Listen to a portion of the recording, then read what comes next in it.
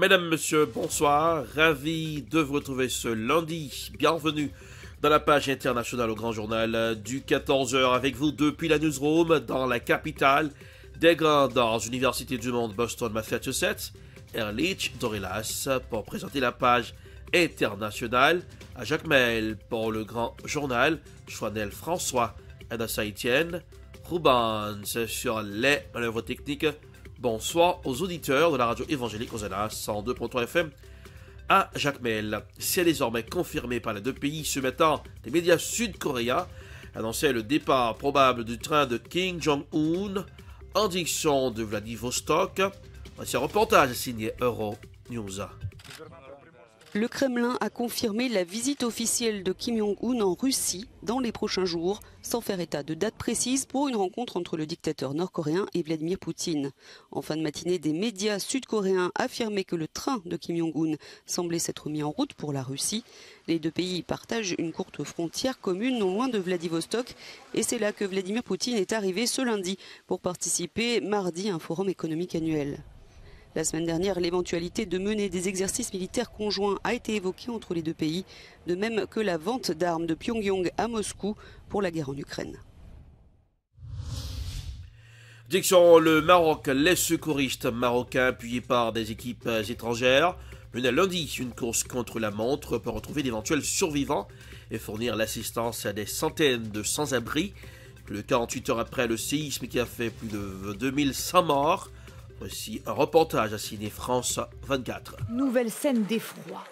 Encore une fois, c'est un corps sans vie qui vient d'être découvert. Plus de 48 heures après le séisme, les secouristes s'activent dans ce village situé à 60 km au sud de Marrakech. Sans relâche, ces hommes déblaient les gravats. Mais pour l'instant, les images de rescapés sortis des décombres sont rares. Parfois pourtant, l'espoir renaît. Derrière les secouristes, les habitants hurlent, tous espèrent un miracle. Scène similaire dans le petit village de Moula Ibrahim. Vu du ciel, on peut voir l'ampleur des dégâts. Des centaines de maisons ont été éventrées. Ce sont les habitants qui déblaient à la main les gravats. Des conditions difficiles et pourtant plusieurs rescapés ont pu être sauvés. On a pu sortir 2 de nos amis des décombres.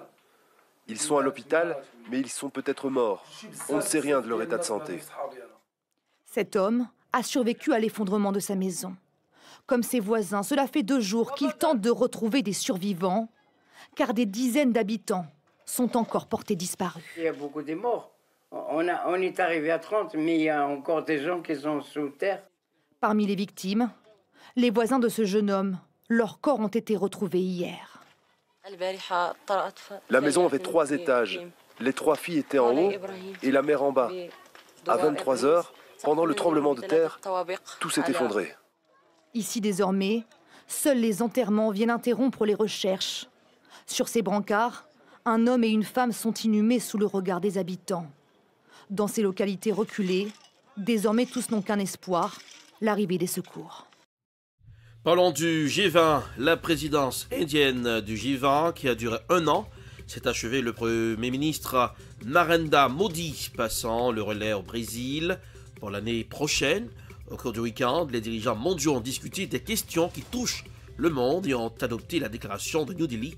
Voici un reportage à signer VGTN News. L'Inde a officiellement remis la présidence du G20 au Brésil à l'issue de la dernière session du sommet annuel du G20 qui s'est tenue à Delhi ce week-end. Au cours de la cérémonie de clôture, l'Indonésie et le Brésil ont remis au Premier ministre indien des jeunes arabes représentant les présidences du G20 de l'année dernière et de l'année suivante. Je déclare la clôture du sommet du G20, que la feuille de route « Une terre, une famille et un avenir » soit joyeuse, avec les vœux d'1,4 milliard d'Indiens. Je vous remercie tous. Après avoir accepté la responsabilité pour l'année prochaine, le président brésilien a annoncé les priorités sous la présidence de son pays du groupement. Juste avant la séance finale, les dirigeants du G20 se sont réunis à Rajah Shah à Delhi pour rendre hommage au père de la nation. Dimanche, l'Inde a annoncé une autre réunion virtuelle du leader en novembre. L'Inde assure la présidence jusqu'au 30 novembre. Le plus grand résultat de ce sommet a été un document de consensus qui a surpris. Même si le communiqué de cette année est une version plus souple que celui de l'année dernière, la sécurité alimentaire, le changement climatique et les marchés financiers figurent parmi les principaux points de la déclaration de New Delhi. Direction les États-Unis, 22 ans après les restes de 2 personnes décédées dans l'effondrement du World Trade Center ont été identifiés grâce à des analyses ADN. Voici un reportage signé Africa News. Les États-Unis ont commémoré ce lundi le 22e anniversaire des attentats du 11 septembre 2011. La vice-présidente américaine Kamala Harris a assisté aux cérémonies organisées au mémorial et au musée du 11 septembre sur le site de Ground Zero, dans le sud de Manhattan à New York.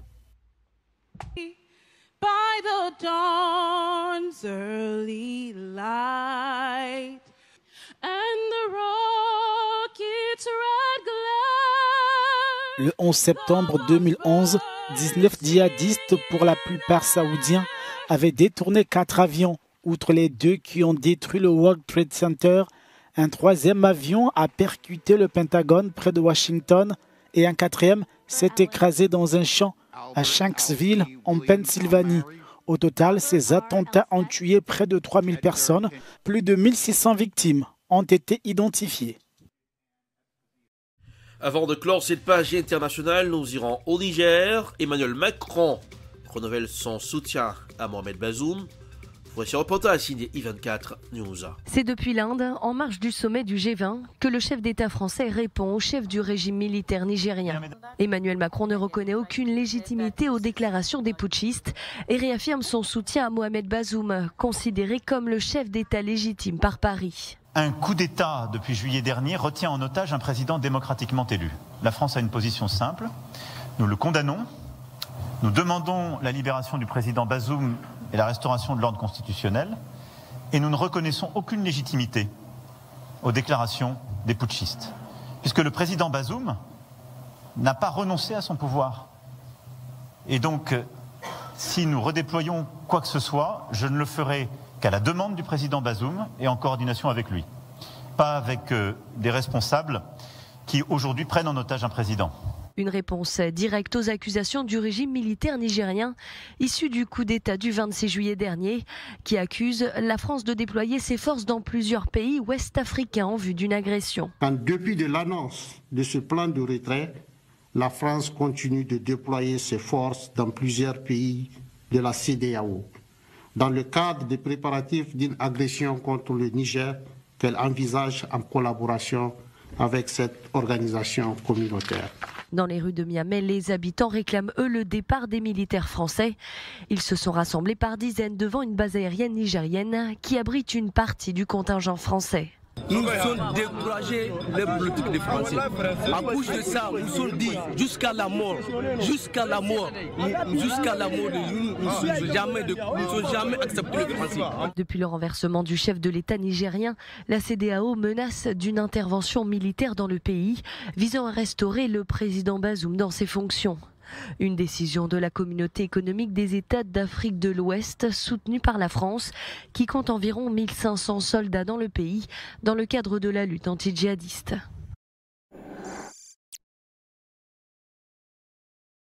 C'est la fin de la page internationale pour ce aujourd'hui. Merci de l'avoir suivi. La production est signée Edprod.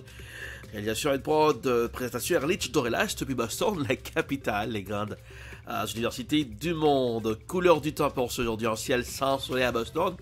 Il pleut depuis ce matin. 74 degrés Fahrenheit, ça donne 22 degrés Celsius.